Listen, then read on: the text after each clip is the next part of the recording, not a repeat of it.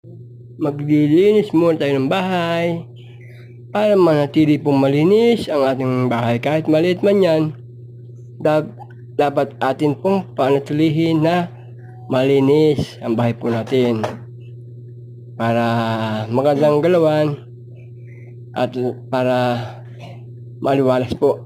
Kasi ang bahay pag po malinis, yan po ay magandang galawan, hindi nakaka